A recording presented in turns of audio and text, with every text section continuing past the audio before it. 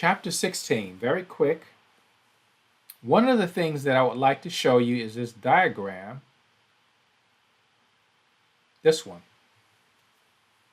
And this will be about the gist of what I'll show you.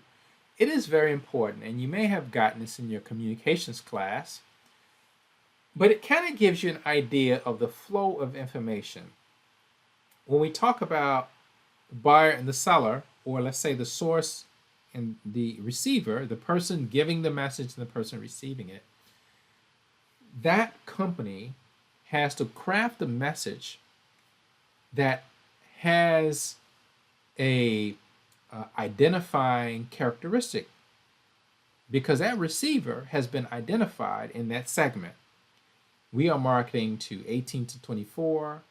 We're marketing to young boys, and we're marketing this particular health supplement, or let's say this health bar. And we have discovered that this demographic will be suited for this product.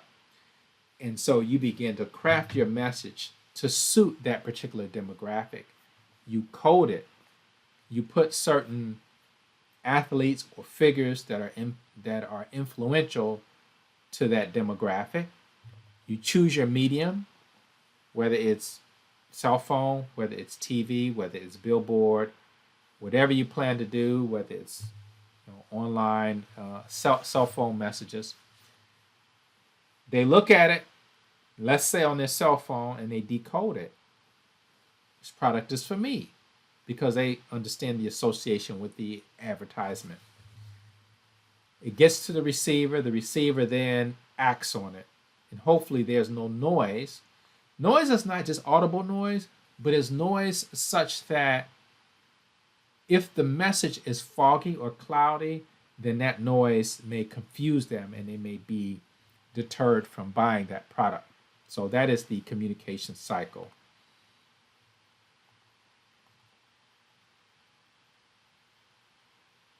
So here's some interesting facts here from 2017.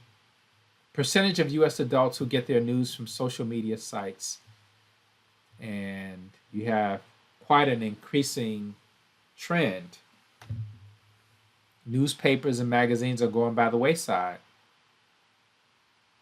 This was the communication model I mentioned.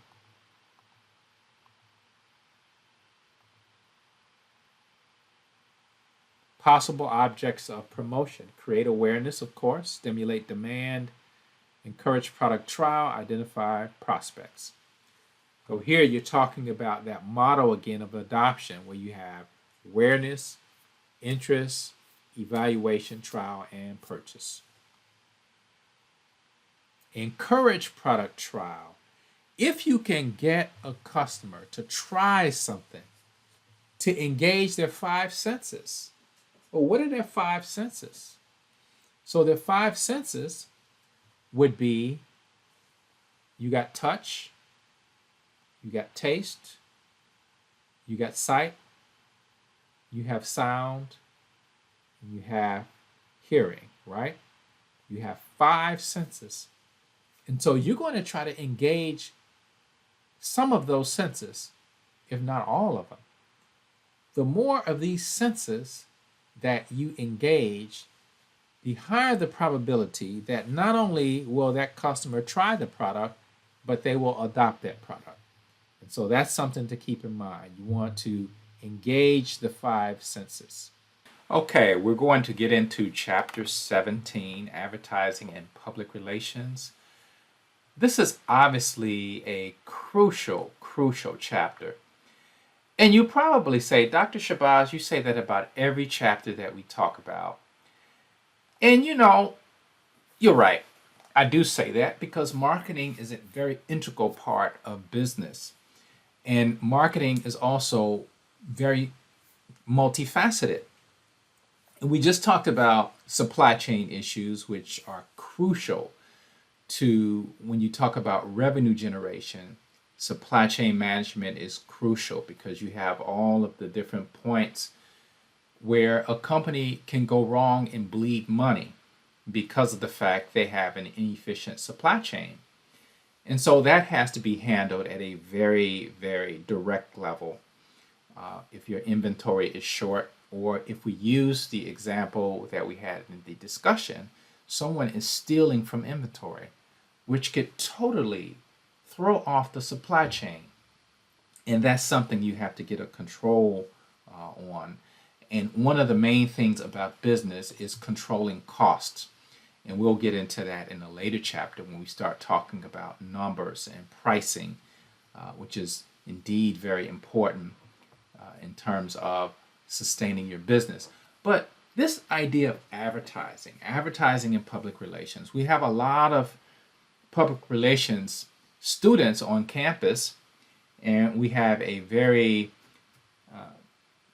I guess you would say, we have a very popular program. And of course, as part of the FAMU community or family, we're very proud of that program. And we hope that students from public relations and journalism go out and represent us very well, as I know they will and have done. But our professionals in those industries have kind of an oath you take, because you're representing to the public a certain truth about whether it be products, whether it be services, whether it be a celebrity. You have an oath of sorts that you will not make misrepresentations. Advertising and public relations are two of the ways in which you can get in trouble due to maybe deceptive, I'll use that word, deceptive advertising, or producing ads that have fluff, or essentially just saying things that are not true or that are not substantiated. And so these things represent those aspects of advertising that people often look at it and say, okay, that's a reach, that you're making these claims in your ad. But let's talk about advertising and what it is. We have organizations that use advertising. Many organizations use advertising. We just came off of a presidential election and we saw all of these ads that were purporting different angles of what the candidate thought was good for them to present so they can get the votes. But both large and small companies, large organizations and small companies, use conventional and online promotional efforts like advertising to change their images, to build brand equity, to give consumers a good feel about the brands that they're supporting, to launch new products, to promote current brands. So these are all functions of advertising. You have different types of advertising, of course. You have, we often advertise ourselves. When we talk about self-branding, we did a project early in the semester that was very much a part of what you were trying to present. Looking at yourself, your current self, looking at your strengths, weaknesses, opportunities, and threats, doing that assessment, looking at a plan to improve those things, and then also trying to accomplish your mission that you set out. Advertising permeates our daily lives. We see it everywhere. We probably have hundreds of impressions per day of some kind of product being presented to us. And obviously you have organizations, nonprofit organizations that use advertising. You have many advocacy groups that are advertising particular platforms in terms of what they believe, also use these advertising mediums. So you have institutional advertising, and then you have product advertising that we are most familiar with.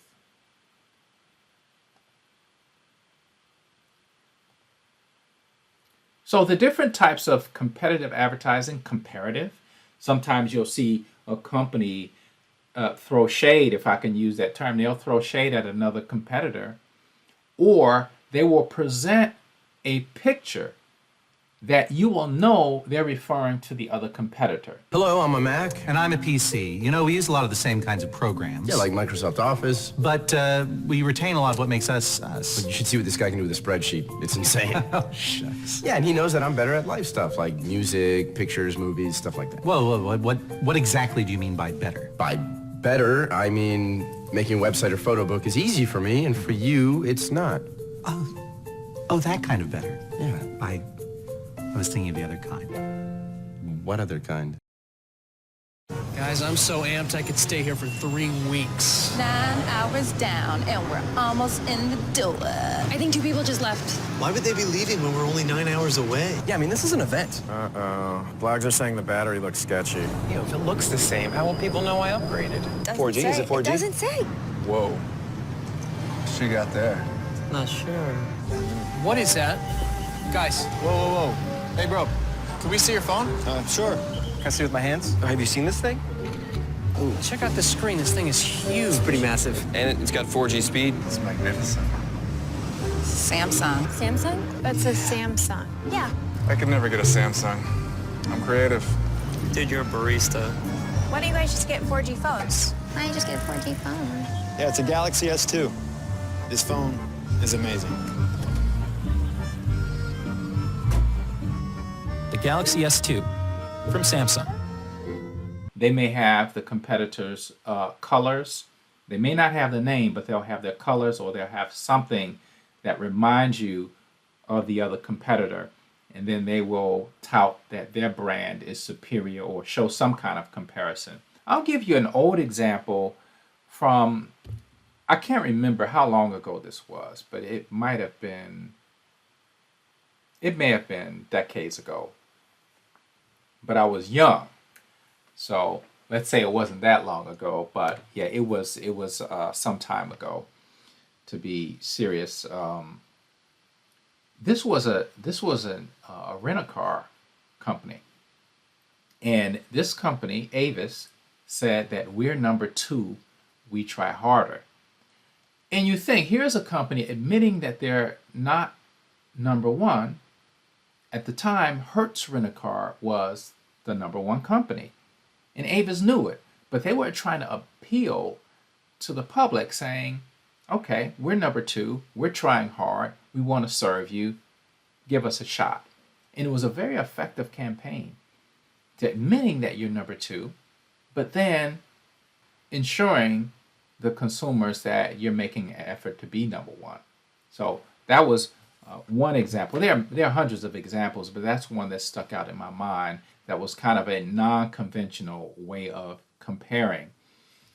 You have many others that will compare themselves with other competitors by using some kind of symbol of the other company, whether it be their colors or whether it be their icon, maybe an icon that's not exact but will remind you of that particular brand.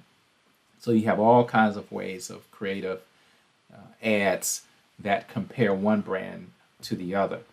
And sometimes, I remember another ad where you had the taste test. I think it was for Coke and Pepsi. And so they had this taste test, and they were going around having people to taste these particular brands of cola. And, you know, in each case, the person said that this particular Coke tastes better, and it happened to be Pepsi. And of course, you know, the cola can is obvious what brand that was. And but again, you know, there are all kinds of legal issues, and you have to be very cautious about how you represent other competitors. Otherwise, you'll find yourself in a legal entanglement, and that's not what you want. Reminder advertising.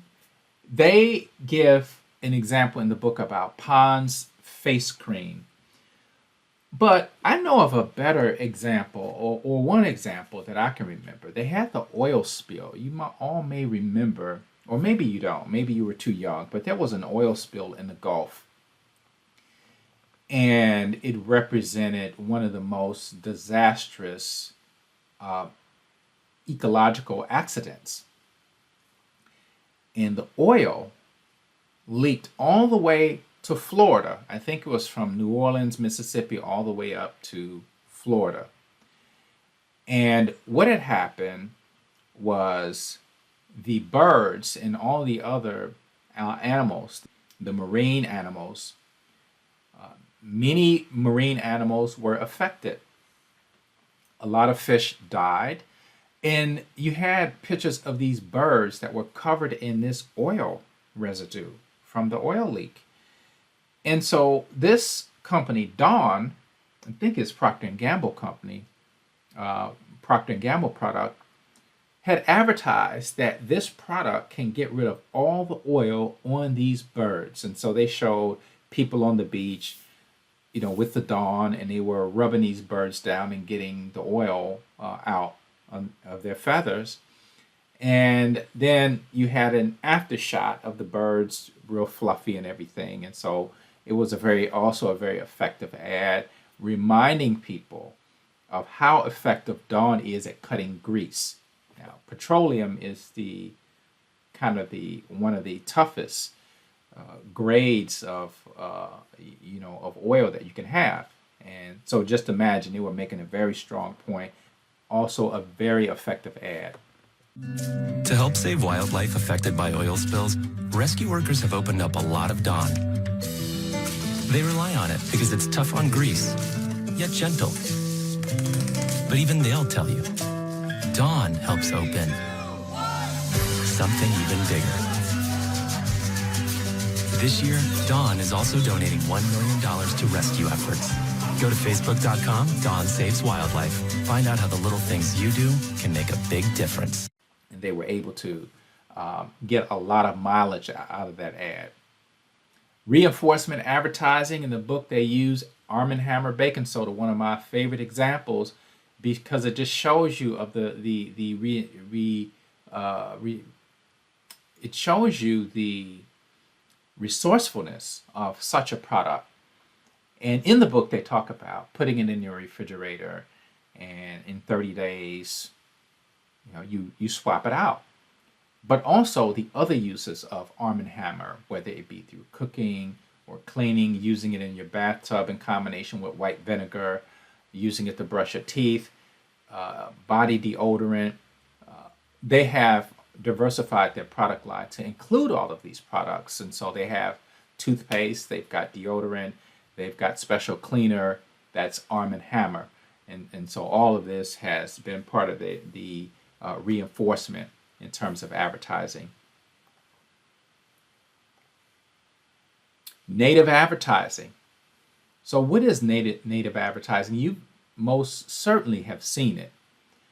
So if you go on a web page and you see an ad embedded, and that ad may take on the same characteristics of the page, and to make it appear to be native, but it may be Coca-Cola, it may be eBay, or it may be some other product or service, but the way it is laid on the page would make it appear to be native.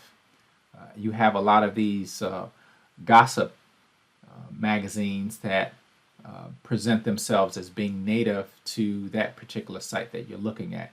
But I want to show you this article, and as you know, I like showing different things.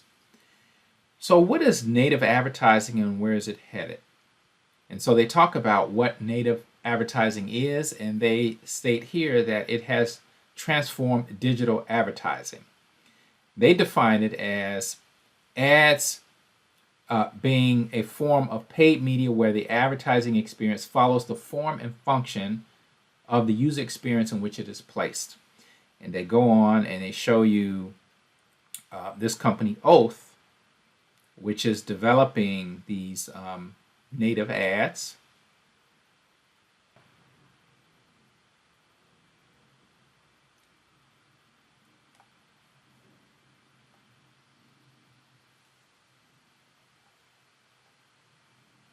So what I would like to do is show you this article here, Native Advertising Examples, 5 of the Best and Worst. So I'll go down, and here they have a turtle that's looks like it's a cheeseburger. It doesn't, yeah, certainly doesn't look good. And it talks about native advertising being paid content, and the articles, the infographics are presented in a way that it looks like it's part of the actual website that you're visiting.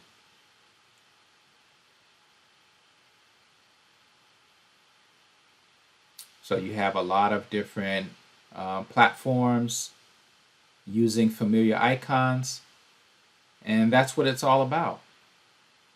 But it raises questions. Not to mention that a lot of consumers don't know what it is. They most certainly have seen it and they have interacted with it, but they may not know exactly what it is. There was a very interesting question in one of the articles, and as you can see, these are examples of native advertising embedded, in these pages.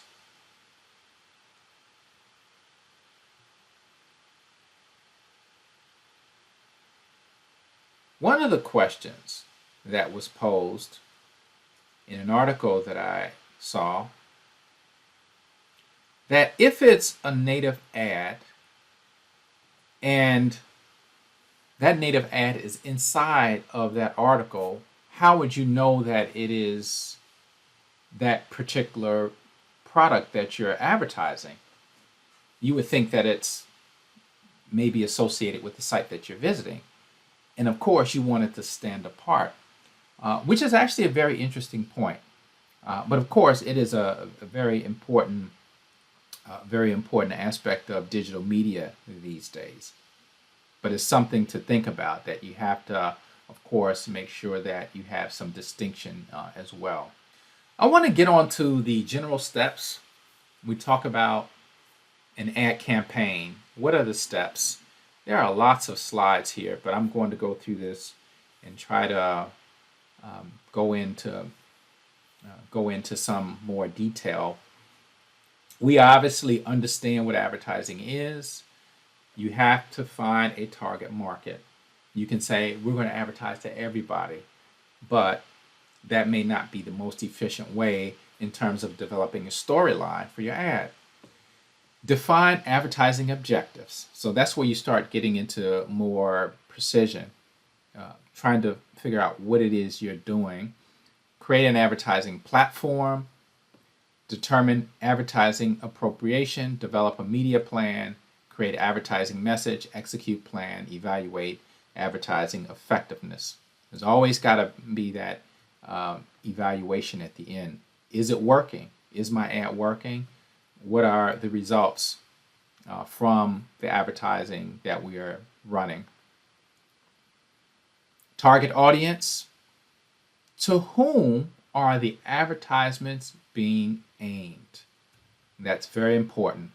So you get into all of the specificities of the demographics, the geographics, the psychographics, the imagery, the symbolism. All of these things will go into your ad. Remember, we talked about the communication cycle. You get the sender of the message, then you get the encoding, then you get the medium, then you get the decoding, and then you get the recipient of the message. So all that is part of this process. Defining the objectives. What is it that you're trying to do? It can be based on sales. We're trying to increase sales. So what kind of advertising do we need to do to increase sales in this demographic? Increase by absolute dollar sales or unit sales, which means getting more revenue versus selling more units. Increase sales by a certain percentage. Increase firm's market share. Very interesting concept, that sometimes it is important to go after market share more than revenue. Because if you go after market share, then you control more of the territory for that particular product. And then you can always position and make improvements and then strengthen your position. That's exactly what the Japanese car companies did back in the 70s and 80s when they entered the market. In terms of communication, increased brand awareness, product and brand awareness, make consumers' attitudes more favorable. Have some very nice commercials. What is popular now is a lot of people are doing these eco-friendly commercials, environmental commercials, or this idea of corporate social responsibility is becoming very, very important with respect to many social issues. And most recently, you saw many ads being done on the Black Lives Matter and these issues dealing with the social justice of people in the Black community.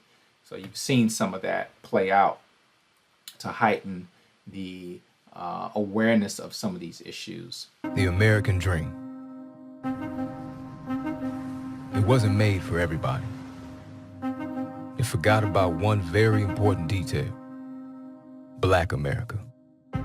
It's why this land of equal opportunity was built on the backs and genius of Black people. And while Black success isn't always a story of accomplishment, but a story of getting out. But Black Americans woke up a long time ago and set out to make their own dream.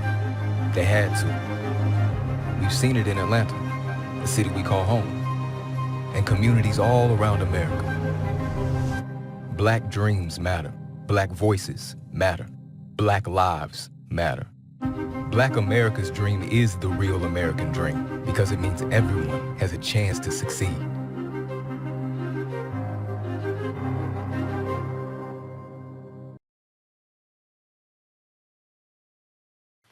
The appropriation is what's your budget going to be? What medium? That's going to depend on what medium you use because then there are different price points for your different media. If you want to go Super Bowl for 30 seconds, it's going to cost you 7 figures. It's going to be into the 7 figures for a 30-second spot. And so you have to understand that there's a trade-off. I get the 30-second spot. How many people am I going to reach? Well, you're going to reach a lot.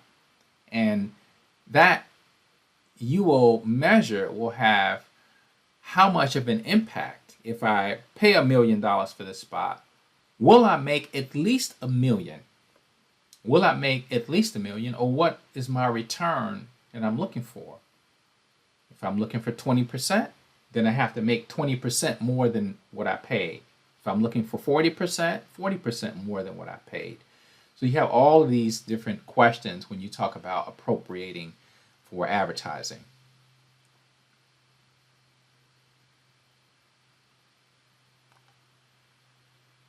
You have different ways to measure advertising.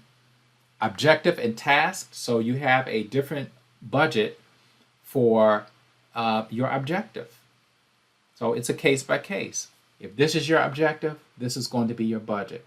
For another objective, it may have a totally different set of objectives and in circumstances that you may have to make some adjustments. Or percentage of sales. That if you sell this much, it's going to be 10%. Advertising is going to be 10% of the budget, or 15% of the budget, or 20% of the budget, whatever the case may be. Competition matching approach, that you look at your competition. What are they paying for their advertising?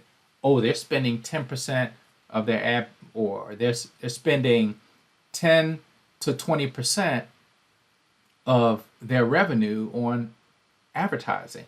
So we need to spend at least 10 to 20%. So you kind of look at that, look at your competition, and you try to match their outlay in terms of what they're spending. Or you can say it's an arbitrary approach. You're just going to budget and just say, okay, your ad budget for this quarter is going to be $100,000. Next quarter, it can be $200,000, depending on what the executive staff wants to allot for that activity. And so that's more of an arbitrary approach. And that's not something advertising people like, because they want to have a bit of stability in terms of projecting how they're going to do their media plan.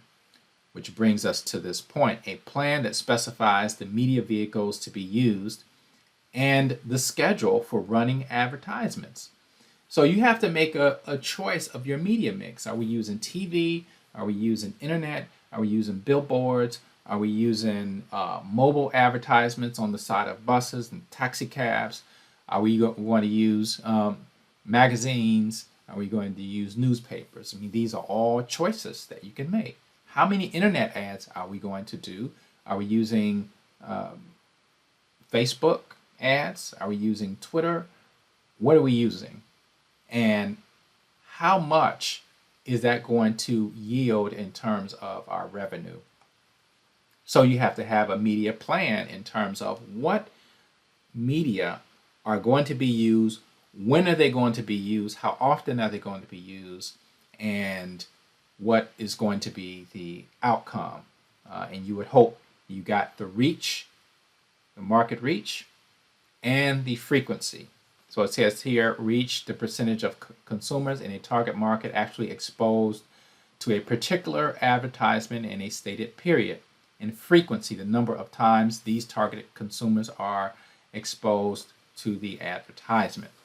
One of the videos that I show in my class, in fact, I believe we saw it in this class, it was on the consumer behavior, where it stated that if you saw an ad 9 times in a 30-day period, that memory would be locked forever, that you will always remember that repetition, because that's what advertising is. But I will also point you to a personal case of a classmate of mine. We were in the School of Business doing our master's degree, and this classmate of mine worked for Ebony magazine, Ebony Jet. It's Johnson Publishing Company. And so actually he was selling ads for Jet magazine, the real tiny magazine. And he said he would go in and he would advertise the ad space in Jet magazine as being very enduring because of the pass along rate of the magazine. You go and you see a Jet magazine. It used to be, when they were printing them, that you would pick it up and you would see the magazine and you would pass it along because it was nice and small, and you would see them in barbershops, and the pass along rate was several people. So instead of one person seeing that ad in the magazine, you would have 6 or 7 people that would see the same ad, and so you get the market reach and you get the frequency as well. Share of time spent with media per day by adults. And you can see digital media has certainly become a big part of what we consume these days. And of course, media devices are a big part of that. The mobile devices are a big part of that. Developing a media plan, as I mentioned before.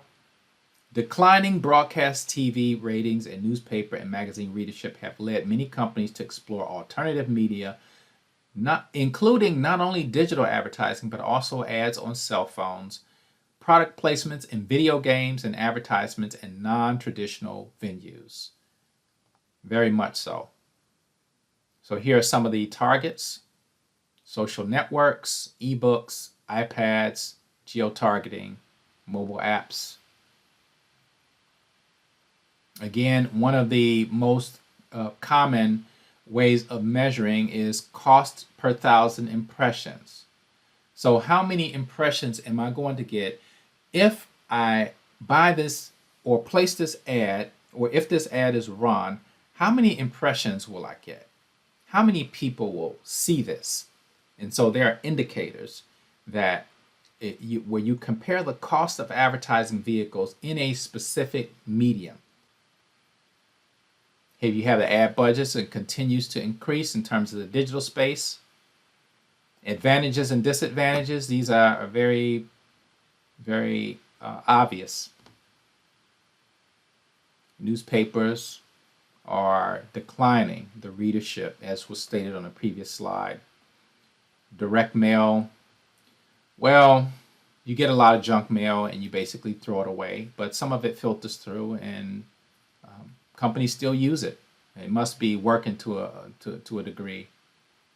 Radio, of course, lacks visual imagery. And then TV. TV is, of course, expensive. It is, but it's visual. There's a lot of other ways to exploit that medium in terms of the geographic, the diversity of reach.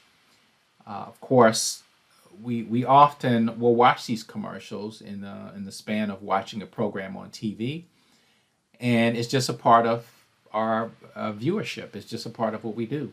So that's a major advantage.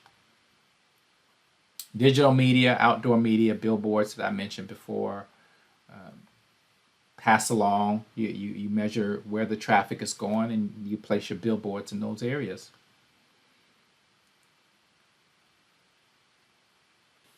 So I can use the campaign as an example of seeing both the continuous ads that will run with the same theme, and then you would have pulsing ads that will, or the flighting ads that will be released depending on what is happening in the campaign and depending on what the other candidate is saying.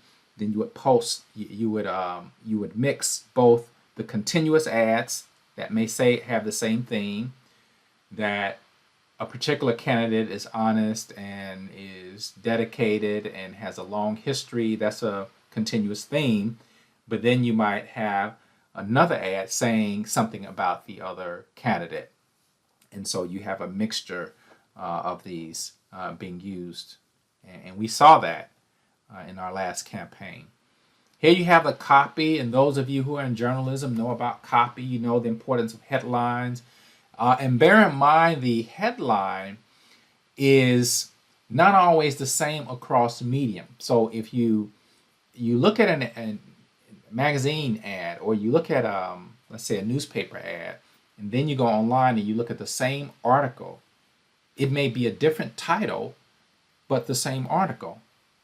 And so they do that for a number of reasons. They do it for space issues. They do it because reading online is different from reading a physical page. You got things such as, a time lapse in terms of how and when people receive things. And you simply have you've got the situation where that printed media is etched in stone. You can't change it. Whereas a digital form can be changed, and somebody might say, oh, well, you might need to change that because people saw the headline and they thought this. And so then you can change it on the fly if it's a digital media. You have subheadlines. So you have the headline, and it also goes with ads. You have your ad, and then you have your headline. Sometimes your headline is down at the bottom. It depends.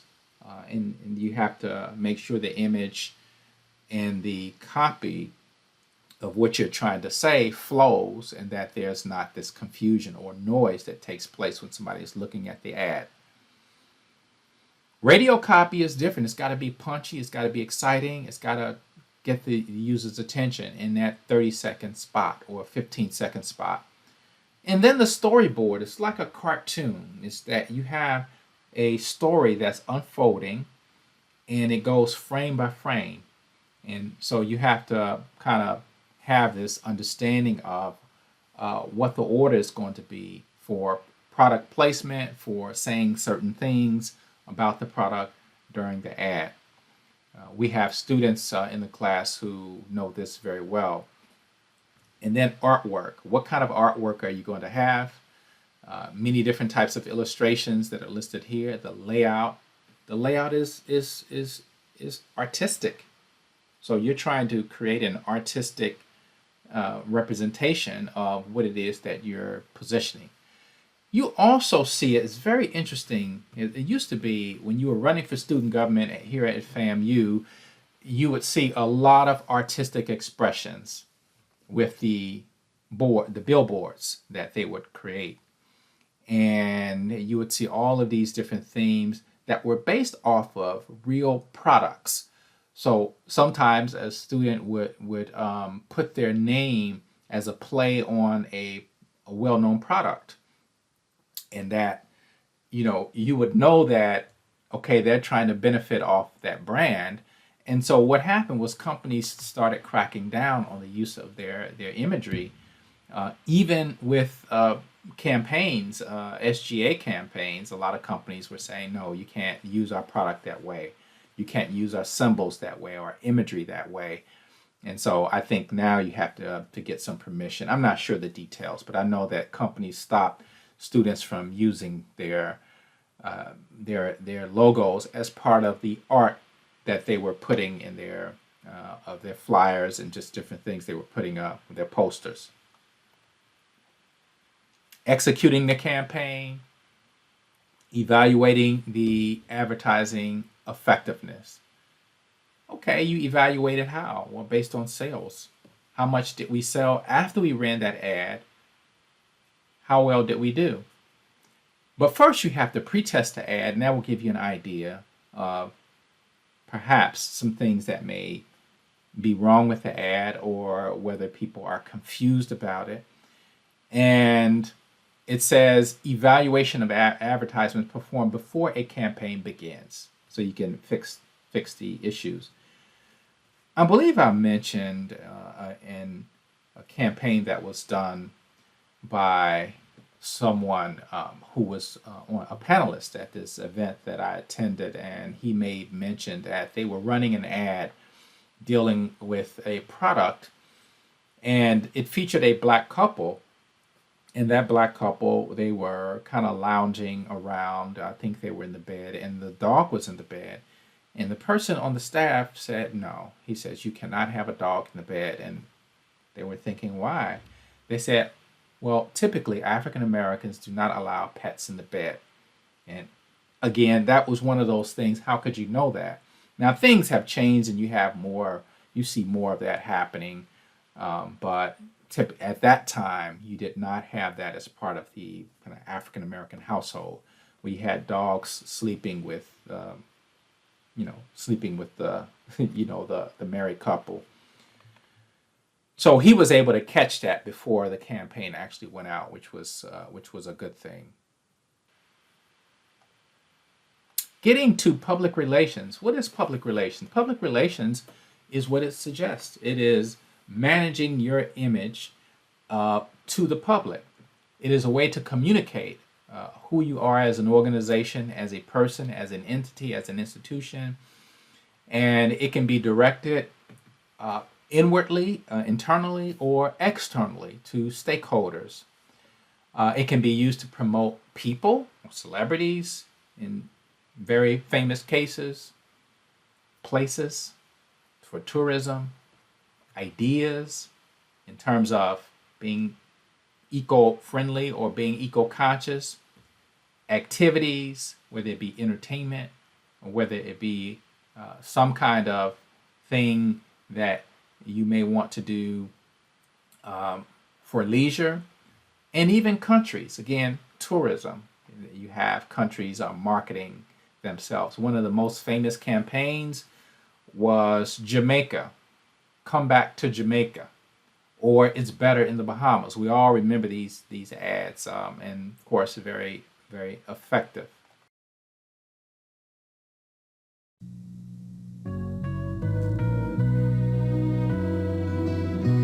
Come back to Jamaica. We will raft you into the sunset. What's old is what's new. We'll match you at cricket. We want you to join us. We'll intoxicate you with hibiscus. We made it for you. We'll paint you a picture. So make it Jamaica. We'll dazzle you with turquoise. Make it your own. We will excite your imagination. Make it Jamaica. We'll will surprise you with Shakespeare. Come back to the way things used to be. Make it Jamaica again, and make it your own. Make it Jamaica, your new island home.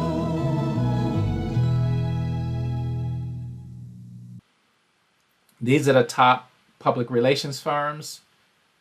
And I believe this is relatively current. Maybe there are some positions that have changed, but these are some big ones in terms of PR. I used to have one of my accounts in Chicago was Ogilvy and Mather at the time. It was called Ogilvy and Mather, and they were an advertising firm, and of course they have a PR branch as well. These are some of the tools for PR. Written materials, speeches, all of these things that we hear about. I want to talk about PR in terms of mistakes, dealing with unfavorable public relations. And I'll close on this point. Dealing with unfavorable public relations is extremely important. And we're talking about, let's say a celebrity gets into a fight, or they get arrested for drunk driving, or they're in some kind of domestic dispute, or something happens to that celebrity or public figure. They have to go into repair mode, where they have to repair their brand, because this is in the media, and so they have to figure out how, in fact, do I correct this imagery. And so they may resort to getting a public relations specialist who can go and maybe repair the damage that was done given that incident. Now, there was a case, very famous case, and it's a classic case of what companies can do right. And it was of Tylenol.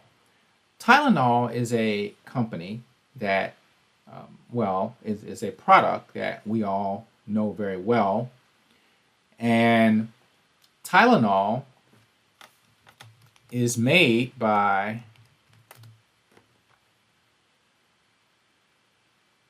Johnson & Johnson.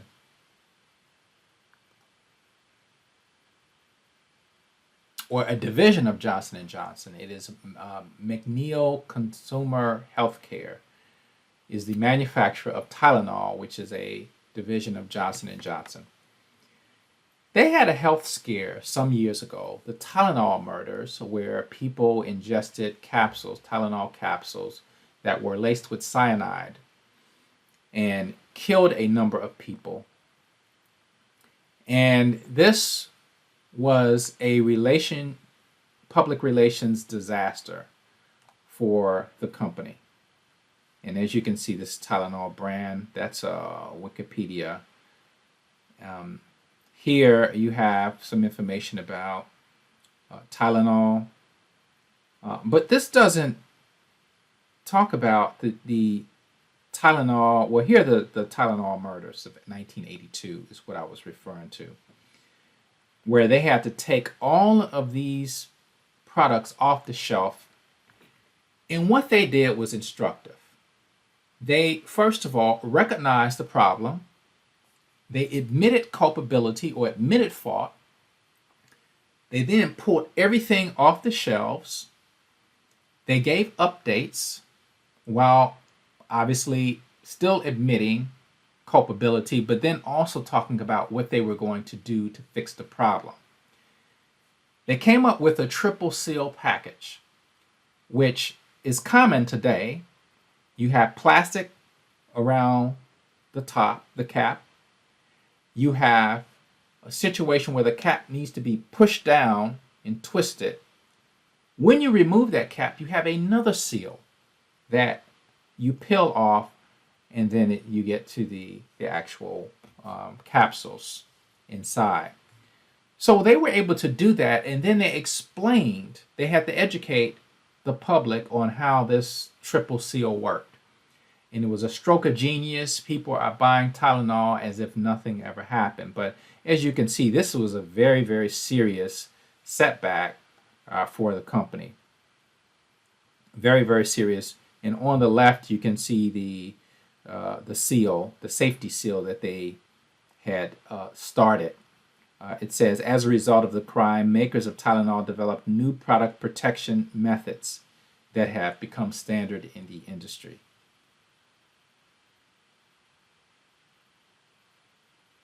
Very, very important case in business. So that's all I'm going to say. I'll close on the Tylenol note. Hopefully you all won't need Tylenol this weekend. So what we're doing now is we're going to focus a lot on the projects. And I want you all to have I want you all to make sure that you buy into this project. I know this is the end, so we're getting tired, but make sure that you participate. You don't want, out of 6 people, 2 people doing all the work, because there is a peer assessment. And if you don't do anything, that peer assessment is going to come back to bite you, because your teammates are going to say, well, they didn't do anything. Why do they deserve the same grade? Well, they don't. They have to work for it. And so you want to make sure that you're not one of the ones that is on the out, looking in, wondering why you didn't get the same high grade that everyone else got. So enjoy the holidays, be safe, and I look forward to seeing you after the break. And again, enjoy the rest of your day and have a great holiday. Take care.